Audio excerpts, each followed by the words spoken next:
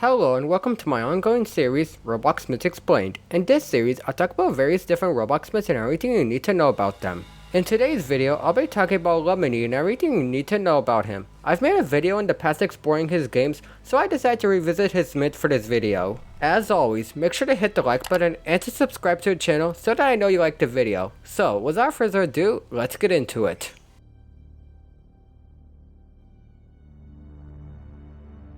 Lemony is a Roblox myth that is best known for his game The Eyes of Chaos, as well as having a very complicated and abstract story, which has stumped the majority of people that have investigated his myth so far. Recently, Lemony has been getting noticed by myth hunters and Roblox myth YouTubers alike. This has led to him gaining traction and becoming popular within the Roblox myth community. I'll talk about this and much more in this video.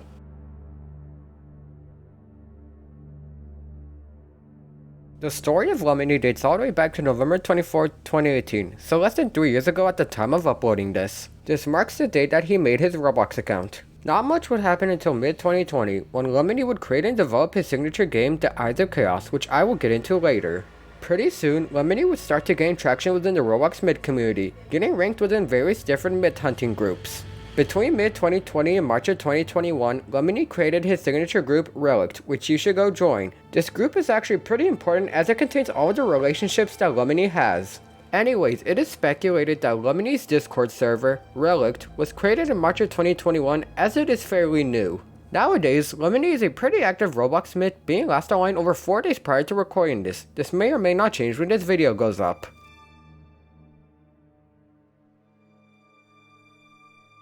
Like every single Roblox myth in existence, there is some lore that one should know about Lemony. In this context, lore is the story that helps explain a myth's theme and origins. As always, I'll read out the lore that is currently known and then break it down just so that it is easier for the viewer to understand. The lore reads: the history of this myth starts off in a nuclear war that took place decades ago. Lemony was a simple person with a simple life. He had a job running a radio show known as Channel 93. When the bombing happened, the world was thrust into chaos. The world wasn't destroyed, but more or less morphed. They had friends that were relevant to him, but they supposedly died. After the bombing, the so-called radio men or radio creatures also seemed to appear simultaneously. These radio men have long, slender bodies and their heads are, of course, radios. These radio men are not Lemony's friends, however. He had documented the bombing as it happened, and he stated that Joseph mostly recorded these videos, but he had reportedly died during the bombing. Joseph was a good friend of Lemony. Also, not only was Lemony trying to survive after the bombing, but he soon realized that he's the only survivor left. This supposedly isn't his reality. To break it all down, Lemony was a regular person that worked as a radio host for a station known as Channel 93. However, everything would change as nuclear war broke out. The peak of the war was when a nuclear bomb was dropped, which morphed the world rather than destroying it. This bombing ended up killing all of Lemony's friends, the most notable of whom is known as Joseph. Sometime after the fatal bombing, creatures known as radio men began popping up simultaneously out of nowhere. They are described to be very tall and skinny along with having radios for heads. However, they are not friendly towards Lemony. Along with this, Lemony was able to capture and document the nuclear bombing with his friend Joseph, who recorded a majority of the footage relating to the event. Sadly, Joseph would end up passing away during the bombing. After some time, Lemony realized that he is the sole survivor of the nuclear bombing. In my opinion, this lore is very interesting as it reveals that Lemony has a tragic backstory. The fact that there is a nuclear bombing makes me think that his myth could take place in the 20th century, as there was a lot of nuclear bombings during that time period. It's just a thought of mine, so don't take it that seriously. To be honest, I don't have too many thoughts on the lore. It's pretty interesting and bound to attract a lot of people towards Lemony's myth.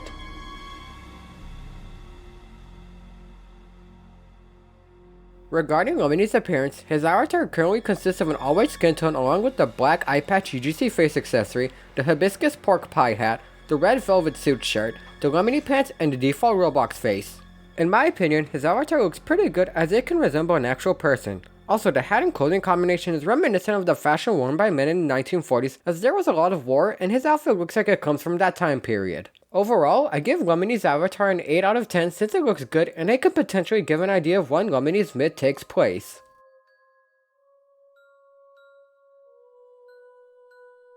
Since there's some information about this, I'll be talking about Lemony's personality. Regarding his personality, Lemony is known to be very good at interacting with other people and is calm when doing so. Along with this, he is described as being a, quote, fascinating myth and person in general. I can back this up as when Lemony saw the episode of Roblox Myth Profiles that he was featured in, he told me that it was really good and professional. So he is a very nice dude. Whenever Lemony speaks to someone, it'll be straightforward and to the point. That being said, it's pretty rare to get an opportunity to talk to Lemony as he is usually pretty busy.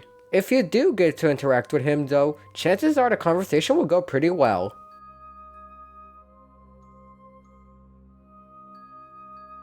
Lemony has one game at the time of writing this, which is The Eyes of Chaos. It is also his most popular game since it is his only one, with almost 21,000 plays visits as I'm recording this.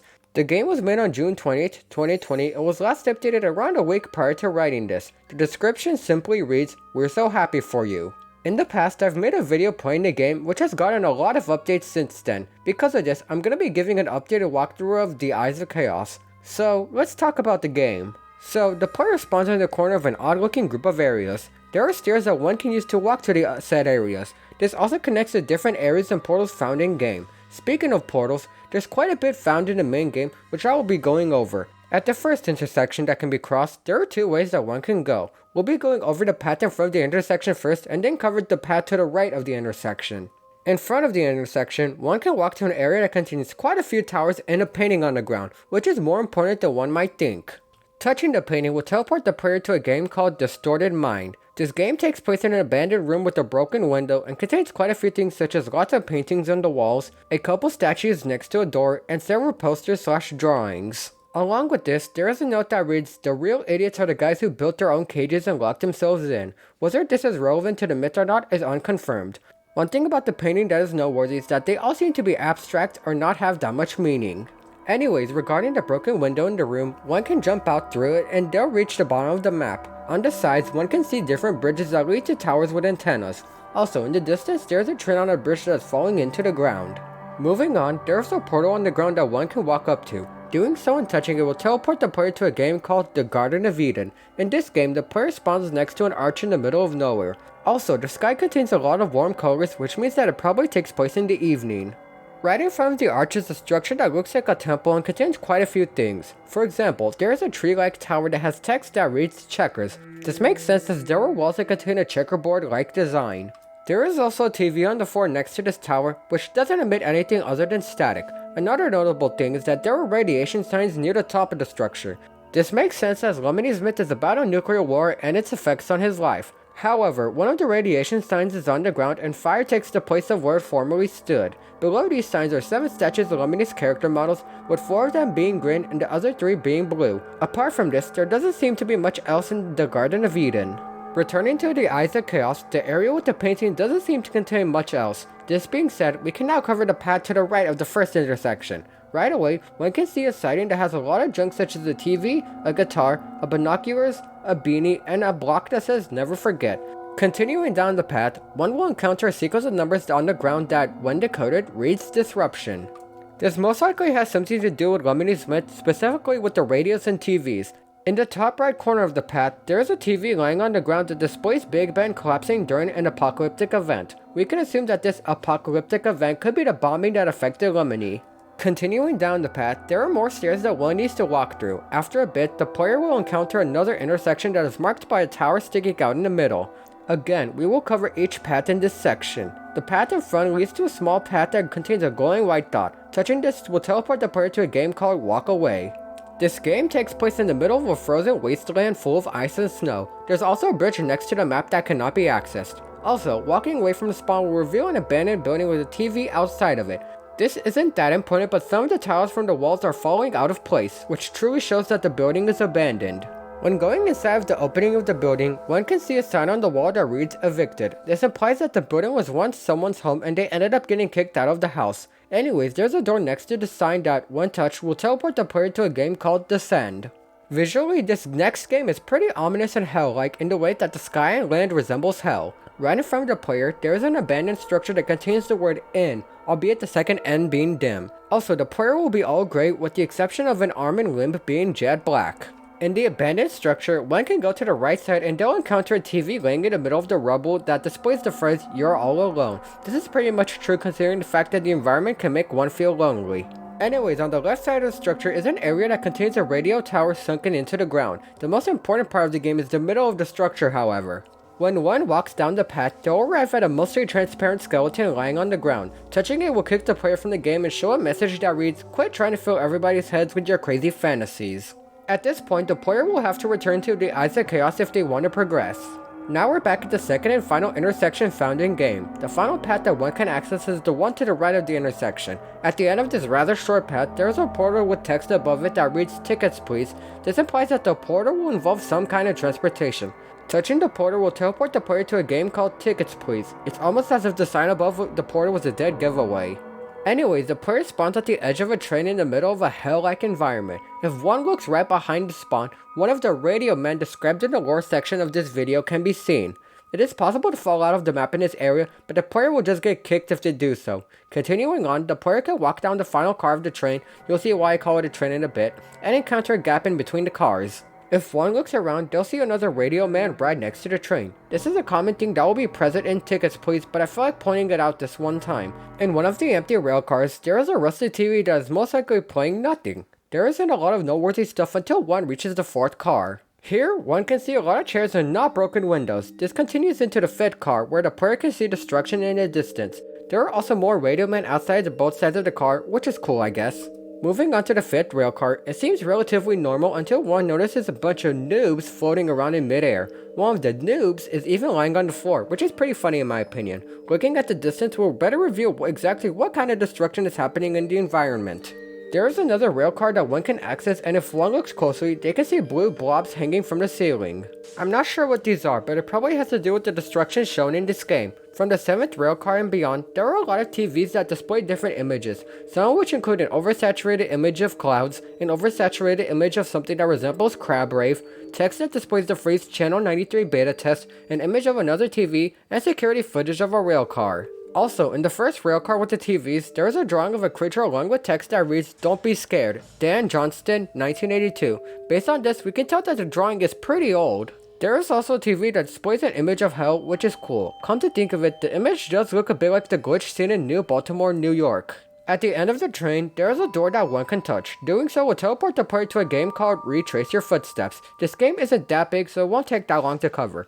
One of the more notable things that can be found is a TV lying in the middle of rubble displaying the words headache. Along with this, there is a tile on the ground that is glowing white and faintly displays the phrase, "Joseph always said." If you remember, Joseph was Lemony's best friend that passed away during the bombing that took place many years prior. Apart from this, there is only a path that leads to a white portal at the end of said path. To the side are building-like structures that one can't access. Walking to the portal and touching it will teleport the player to a game called Rift. Don't worry, there is only one more game to cover after Rift. The design of the game is based around the ceiling and floor having a checkerboard-like color scheme.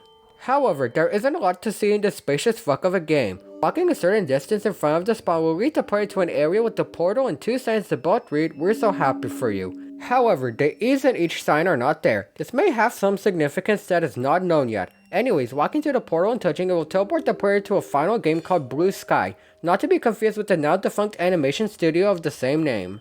The player spawns at the beginning of a bridge that leads out of the mountain. Right behind the spawn is an empty area that contains a statue of what is most likely Lemony. Anyways, the path in front of the spawn is the aforementioned bridge that ends at a statue of Lemony's character holding a torch. There are also lots of floating models in front of the statue that are also spinning. Unbeknownst to the average player, one can actually jump on the model and travel towards the bright light that is the sun. Some notable things that can be seen in this path include 2 train cars and quite a few poles that form some kind of shape. One can look up and see various groups of poles floating in the air. This continues on until the player walks off the edge and falls off of the map. Doing so will just cause the player to respawn back at the beginning. Other than that, there's not much else to see in game.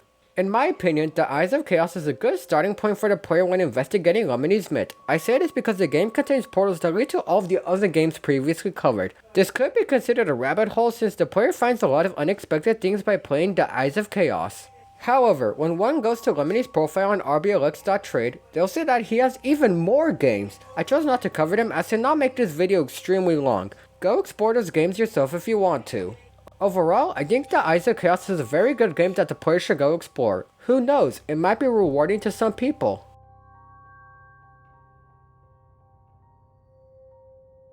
Like a lot of major Roblox myths, there are some relationships that Lemony has, with each relationship playing a different part in his myth. The information for this section will be taken from Lemony's official Roblox group Relict, which you should go join. So without further ado, let's get into the relationships. The first two relationships that Lemony has is with those known as Relict. The two individuals in question are known as Cosmirum and Joseph. How were they related to Lemony? Both Cosmirum and Joseph were friends of his that sadly passed away during the fatal bombing. As mentioned before, Joseph recorded a majority of the footage related to the bombing.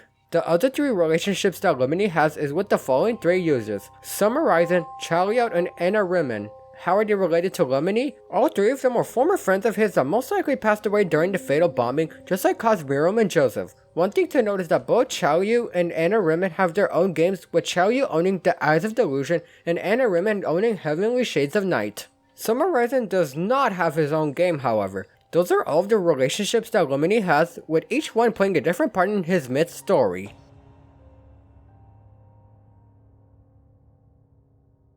Since I can, I'll be talking about random trivia regarding Lemony. As one might know, trivia is just extra facts that are relevant enough to make it onto the video. So without further ado, let's get into the trivia.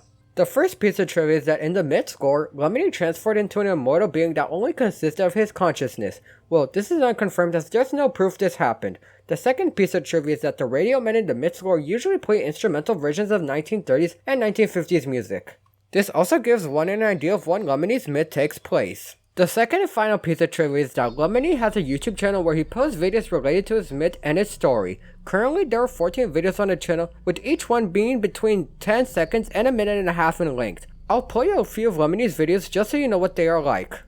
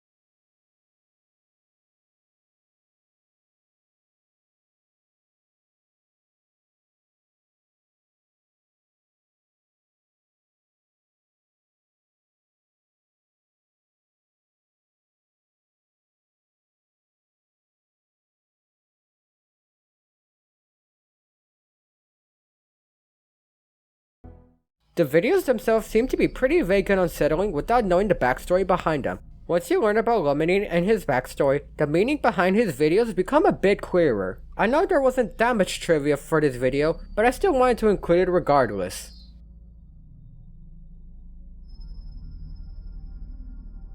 To wrap this all up, Lemony is a Roblox myth that is best known for his various different games as well as having a very strange backstory. This has stumped a majority of those that have investigated his myth.